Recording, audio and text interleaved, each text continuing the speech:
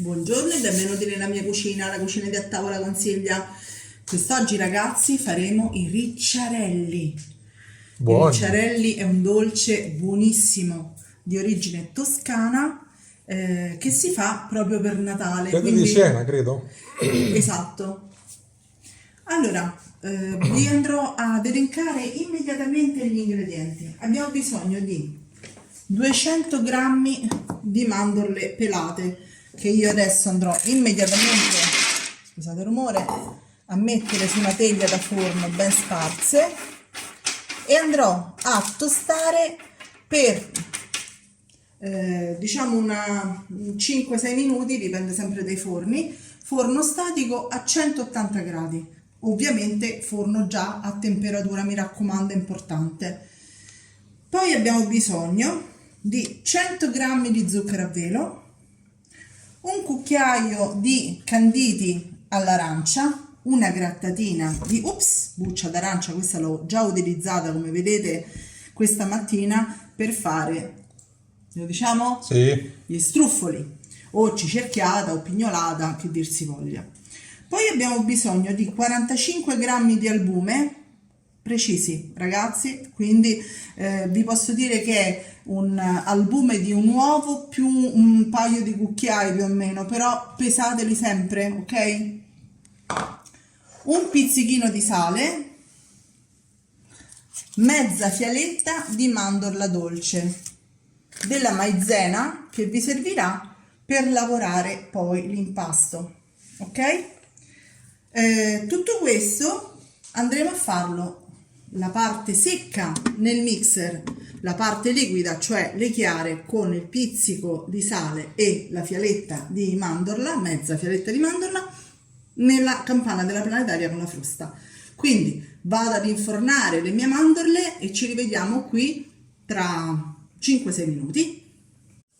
Allora, le nostre mandorle, come vedete, sono tostate, le ho messe in un'altra teglia per farle raffreddare.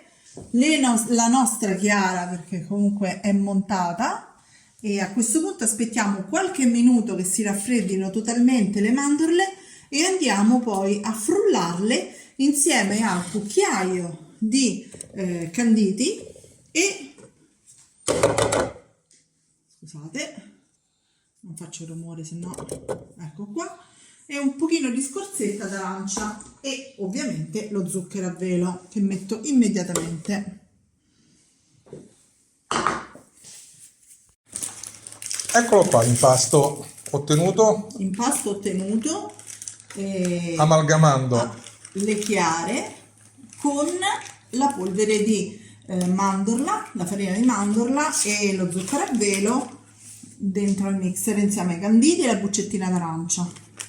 Ora l'ho messo dentro un foglio di carta da forno, lo spolverizzo ancora con, ecco qui, altro zucchero a velo.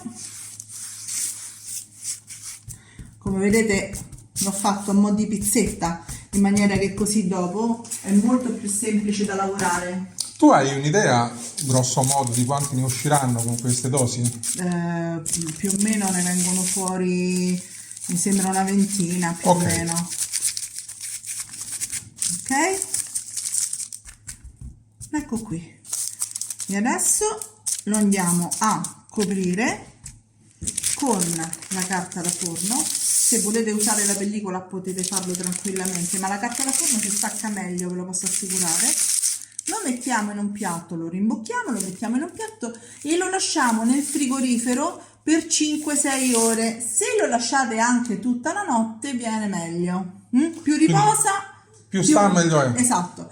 Nel frattempo, mi raccomando, comprate dell'ostia, io questo non ve l'avevo detto, oppure se non vi piace l'ostia potete tranquillamente utilizzare della maizena o fecola di patate anche.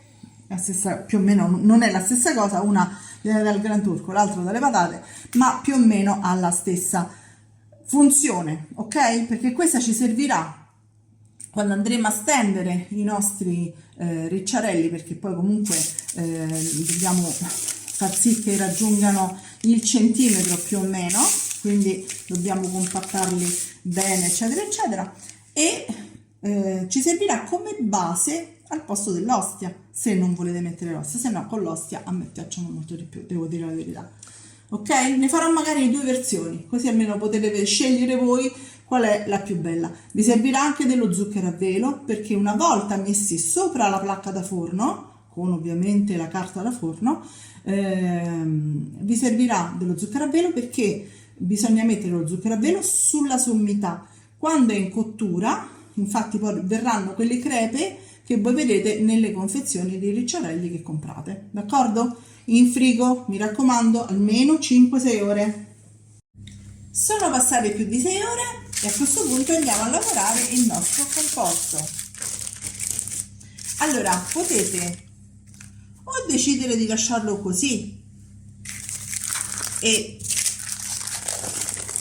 ecco qua, e andare a comporre direttamente i ricciarelli facendoli leggermente più bassi, oppure lo arrotolate, lo fate un pochino più spesso e poi lo tagliate a pezzetti per poi metterci sopra, cioè per metterci sotto l'ostia. Io ho fatto qua già dei rombi, diciamo, dei romboidi più che dei rombi, Tu come farai?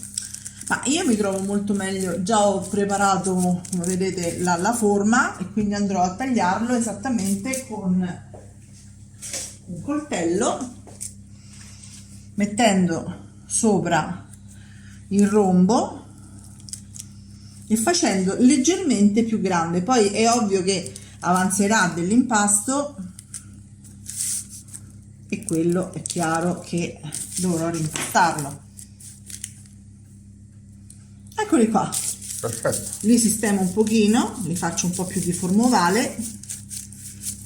Che furbata, ragazzi. E li metto nella placca da forno. Li facciamo tutti. Li facciamo tutti e ci rivediamo qua appena pronti.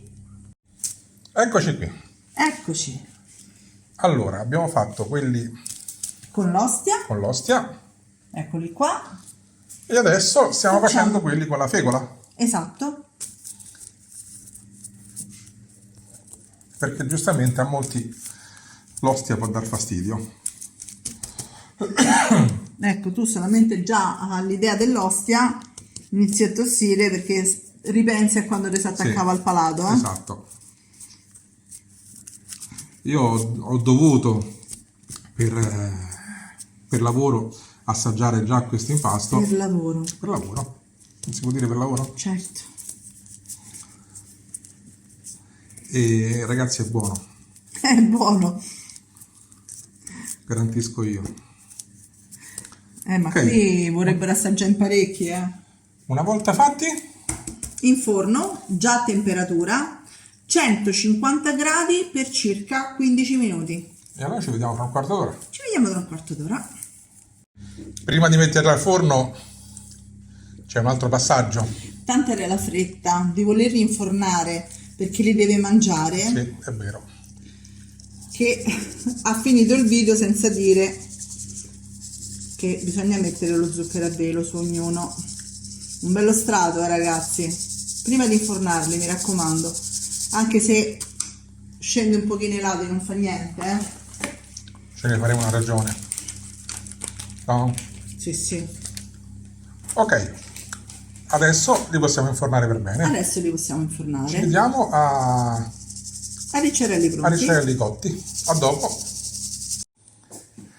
Eccoli pronti. È stato un duro lavoro, ma qualcuno dovrà pur mangiarli. È vero? Sì. Chissà come mai. Beh, è il mio mestiere. Mi raccomando, fateli raffreddare prima di toglierli dalla placca da forno. Io l'ho fatti raffreddare un pochino e tiepidi li ho messi sopra a un vassoio, una pietra lavica, vedete voi, insomma. A me piacciono tantissimo ragazzi. Fateci sapere se piacciono anche a voi. Iscrivetevi e ci vediamo alla prossima ricetta. Alla prossima. Ciao a tutti. Ciao ciao.